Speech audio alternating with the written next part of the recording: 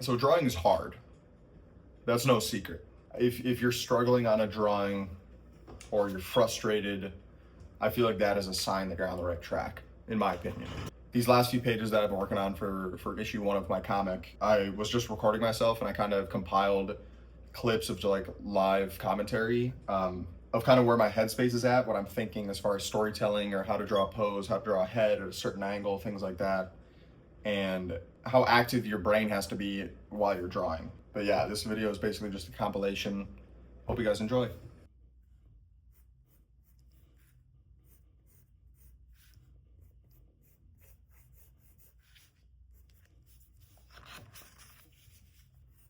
Shoulder, edge of the panel right here.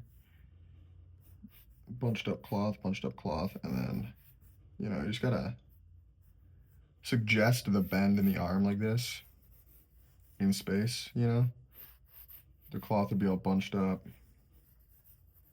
It'd be pulling, his arm is up, so it'd be pulling. His shoulder would be pulling, but then we're at a foreshortened torso shot here.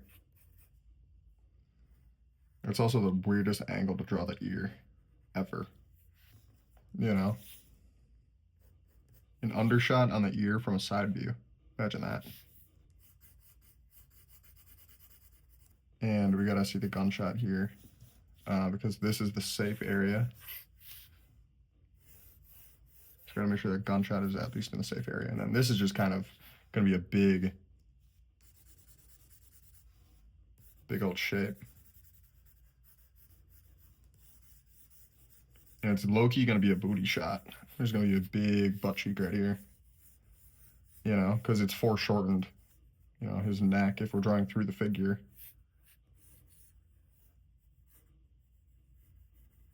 The bottom of his torso is like here. Midsection. And then his ass. And I just made a bunch of marks, and it's probably super unclear now about what this is. But his legs start here, his ass would wrap around, boom, something like that. Okay. Another thing I want to talk about is how much I have been struggling with this hand here. Because I've had my hand next to me while I'm drawing. He's opening this crate, right? The gesture is that he's opening this crate. It's a hexagonal box, and there's a lid to it. And he's opening, there's a bunch of little small hexagons in it. So there's a lip there. And I had it as a flat thumb for a little bit, but that wouldn't make sense if you're holding a box. It wouldn't make sense. So I was like, all right, maybe he'll crimp the thumb, and then he'll open it like that, you know. For us to get the shot of the hand where it's just, you know, the top fingers and then the box and then the thumb like that, and the hand ends up looking like a claw, you know. So bringing in these knuckles and the other fingers and these wrinkles and things like that, drawing outside the frame to sort of get an understanding of how this is actually working. It took me a while, you know, and I might erase this hand again, you know. Got a little bit of a tangent going right there. And I have another hand to draw down here where it's gonna be, it's gonna be more of like a one finger thing. He's got one finger resting over the edge.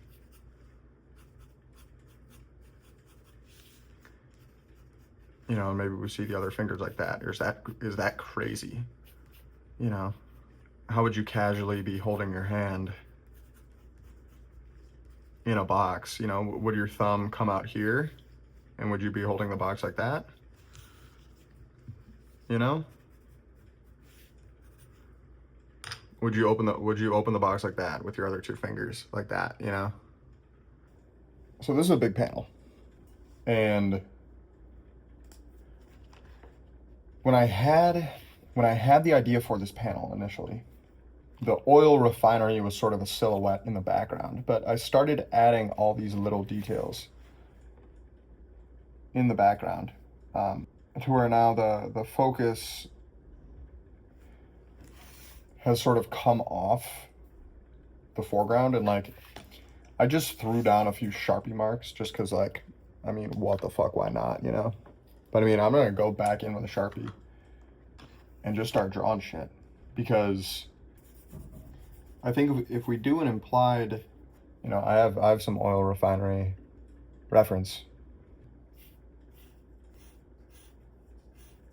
Sure, my lines might be way thicker than they should be for something in the background, but we can always drop these values down too, you know?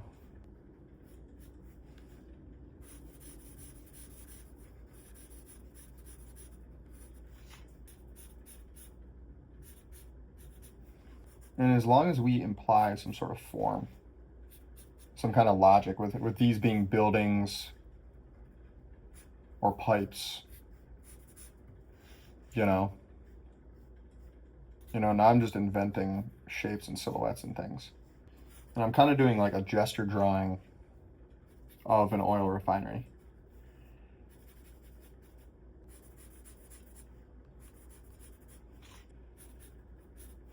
But like I basically made a game time decision of, do I want to get in with all the nitty gritty little details of all this shit, and draw every pipe and have a logic to where every pipe is going and to where every single, because if you look at a reference picture of what a refinery looks like, and maybe I'm just getting high off the fumes of this fucking Sharpie. That could be it too. Maybe I'm just having some crazy breakthrough that only a person under the influence would have.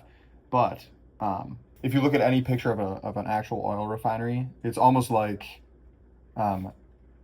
it's haphazard and chaotic. And if you did a gesture drawing, it would just be a bunch of vertical and horizontal lines. Even though there is a logic to it, it's all very precise. It sure as hell doesn't seem that way, you know? So I'm sure any actual oil engineer person guy would look at my comment page and be like, this is a fucking mess. But I'm trying to imply an environment like these cranes. It's just shapes, bro. If you just pick out the black shapes, this picture, an oil refinery just has an ominous sort of look to it. Like, what is that? I don't fucking know. Does it matter? No, it doesn't. You're implying, you're playing, you're inventing, you're making shit up. One of the things I want to try and get across here, I want good gestures for the action that's happening over here, because these are going to be silhouetted.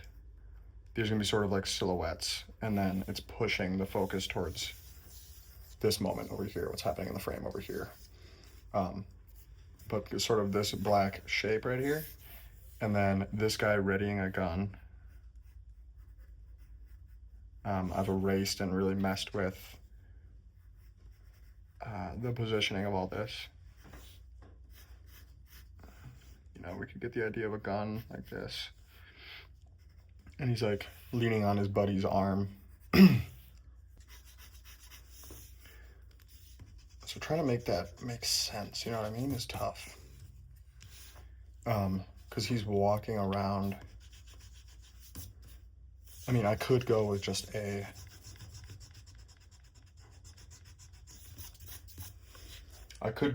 simple,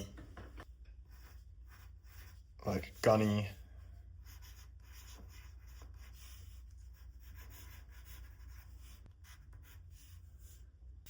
you know, super simple, as if this is his head. This is the gun. We get the gun. We get the full silhouette of the gun. Yeah, this is already exciting me more. Because I kind of want it to have like a noir feel. And you want when you're doing a silhouette, you want the gestures to be strong. You know, you want to at least draw through the figure. Like when you're doing a silhouette, you don't want to just carve out the.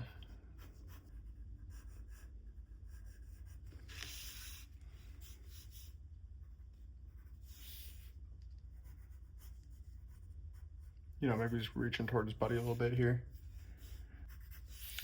But yeah, I'm liking that gesture a lot more. That front leg maybe not so much. All right, I'm gonna keep trying to figure. It's getting close. It's getting really, really close.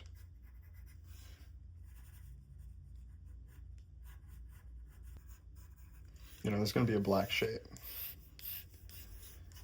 So their feet aren't actually even going to be in the drawing. It's all going to be black out, you know. But you gotta maintain clarity in whatever silhouette you're establishing here.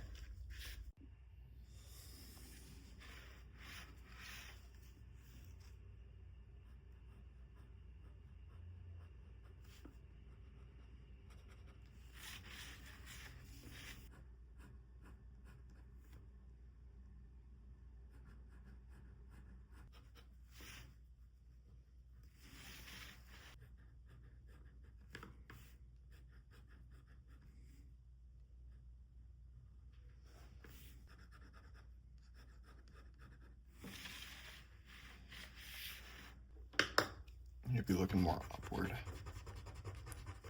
I think I had it, but maybe we do.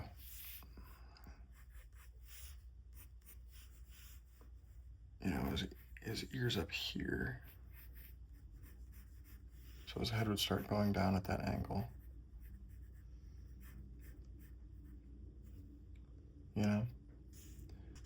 I guess we'd want to tilt it.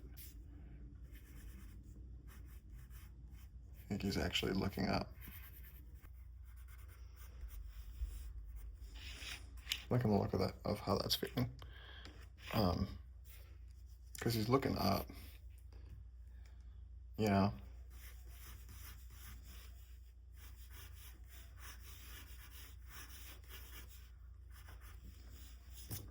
I mean, everybody's wearing a beanie already in this fucking story. Everybody's wearing a damn beanie.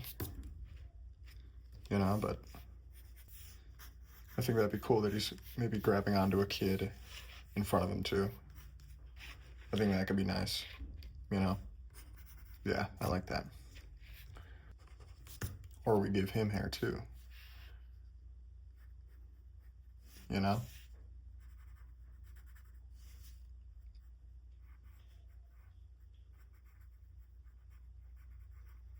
It's just a fucked up angle to draw that ear from, you know, so I'm trying to avoid it. That almost feels like he's too hunchback. But would his shoulder be all the way up here if his neck is down here and there's other shoulders here? I don't think so. I don't know, we'll see. All right, so I have a group of pages here, and this is what I'm talking about when you want to try and think about certain scenes as like a scene of a movie, and then you're picking the shots, you're picking the storyboards that are going to most efficiently tell the story, and trust in the reader that they're going to fill in the blanks of how the characters are moving throughout the space. If you lay out the stage, if you lay out the scene clearly, the reader will do the rest of the work for you. So I'm going to turn the page. So this is page 7. You would have a page turn here, and then it would be pages 8 and 9. Now these pages are still in progress, but I just want to show sort of how I'm thinking, how I'm feeling. But in the previous page, we had this character established. He's pencil right now, but he has yet to be drawn in. But he calls attention of this crowd below. He's on a rooftop. And I was just going to have the character standing on a rooftop, but then I was like, I'm going to have to show the other buildings, the billboard around him, referencing that in multiple angles. Sort of just like I keep reinforcing the staging of this scene. And we have these two shooters that are on the opposite rooftop that are established here on page 7. As much as I don't want to draw buildings, as much as I don't want to draw small little characters, the answers that you seek to tell the story are mostly going to be within the things you don't want to draw. At least that's the way I have kind of felt, you know, because of course I want to draw a close-up face with the eyes. Everybody wants to draw that. Everybody wants to draw, you know, the super close-up shot of the characters with the gun, you know. But it's the shots in between where, you know, finding how to tell a story with minimal, trying to have a foreboding presence on these two characters on the rooftop.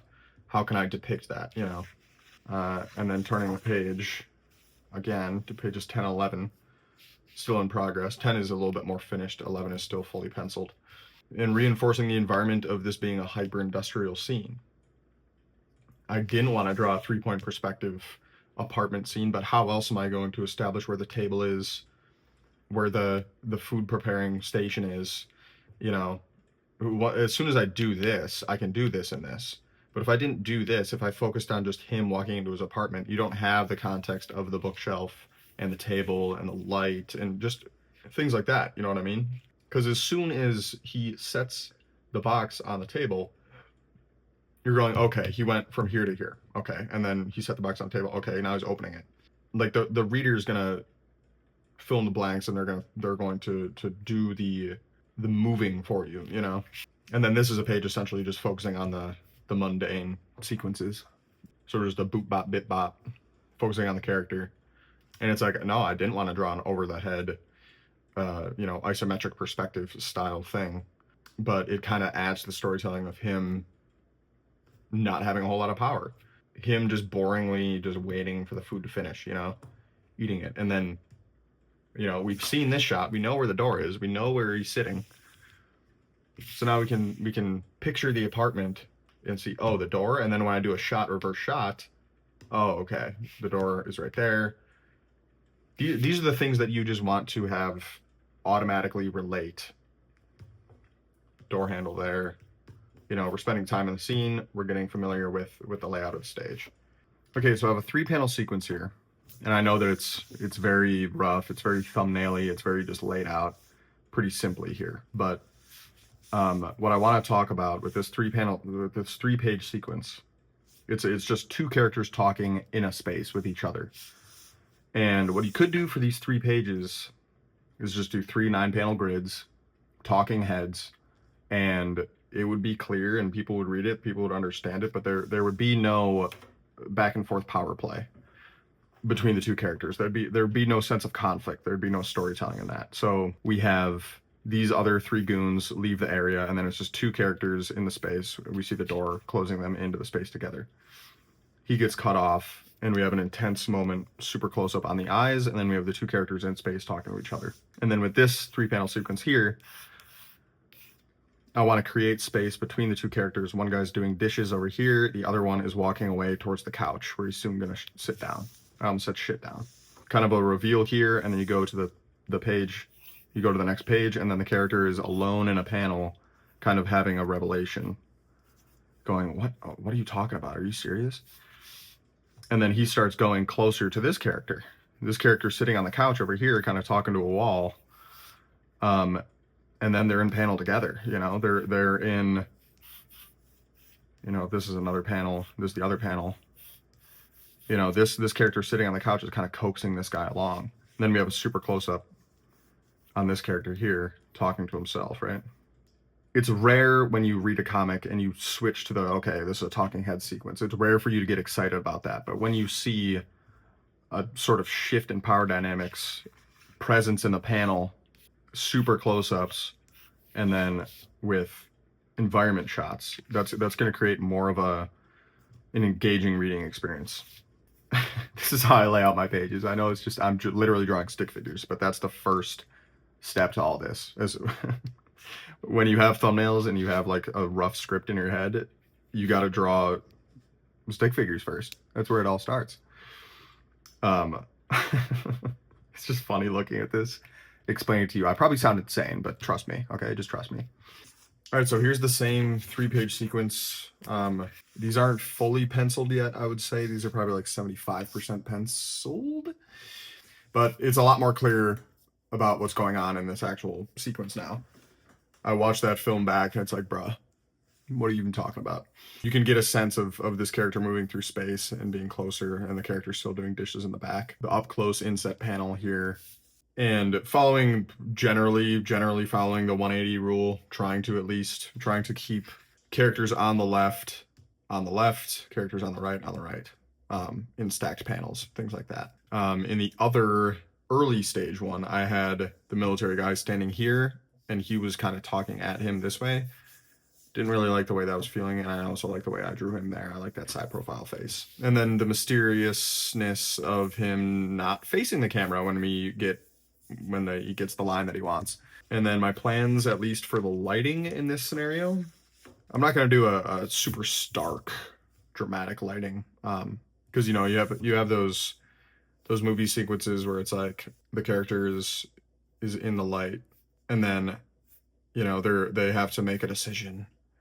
Oh no, what's gonna happen? Um, you know, the decision of am I in the light or am I part of the dark side now? You know, like that classic thing. I'm going to do a little bit of that probably. As far as this character being the one who holds the quote unquote darkness in this scenario. He enters this little tiny depressing little window with some chains on it. So the couch will be backlit, and when he enters, when he's walking towards the couch, it's gonna be looking like he's entering the light. And then the character who's doing the dishes is going to be entering the light as well. And we want this character to sort of come off mysterious and maybe untrustworthy. So he's gonna, when he leaves, excuse me, he'll be leaving in darkness. He will be leaving in darkness. Boom, bop, beep, boop. What is this, page 13? I'm just excited to draw this panel too. And I like the way I drew his face here. An M16, a scar, and an AK on a table. Pretty cool, pretty cool. What else we got here? I'm just showing you pages in progress.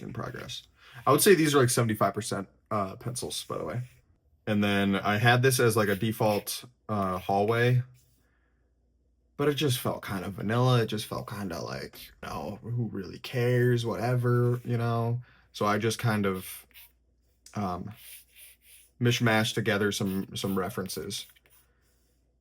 You know, we're gonna have some really grungy looking electrical boxes, some graffiti, a box full of random shit, some random ass mailboxes. I'm keep saying random, but there is a little bit of logic to it, trust me. And yeah, all right, we're cooking along. We're cooking with gas. I love, for some reason, I'm with this issue and just this in particular, I'm really liking these over the head 3-point perspective shots. You know what I'm saying? The shots. But I'm gonna call it a night for tonight. What time is it? I don't even know what time it is. I don't even know what time it is. I don't care what time it is. But here's another thing. I think I'm probably gonna redraw this face, bro, because he's just so stoic here. He's not really giving me anything. Sure, it's a good face. He looks handsome, but like he's not really giving me anything here, bro. You know, I kind of want him to have more of an expression of like, well, you know, like he's conniving. He's conniving. You know, yada da. Maybe he's doing a little shrug. Wow, he has no neck apparently. I also like the way I drew the back of his head. I probably want to keep that. It's kind of Mobius-esque as far as the hatching and the shape goes. But yeah, all these clips have been part of probably my most like ambitious project that I've embarked on, because it's a 6-issue arc that starts off a comic series that I'm currently developing, currently undertaking, that I'm very excited about. And I'll have more information and details as I progress through the story, but I'm pretty much making this live as we speak in time. Trying to probably pump out at least an issue every 2 months ish, month and a half, and I'm trying to have 6 issues done by this November. That's my goal, at least right now. I feel like I can do it. I know that one of my previous videos, I talked about making a 38-pager in 1 year. So this is just a huge switch up. 6 issues in what, like 9 months, 10 months, 8 months, 8, 9, 10, somewhere around there. I feel like I can do it. I don't know. Maybe it's just blind optimism and delusion, you know, but this is a little bit of a different format of video. I'm curious how you guys felt about it. I've kind of changed my setup a little bit. Let me know what you guys think. And I'm gonna keep making these videos and keep the drip of the comic content coming. So thank you guys for watching. Later.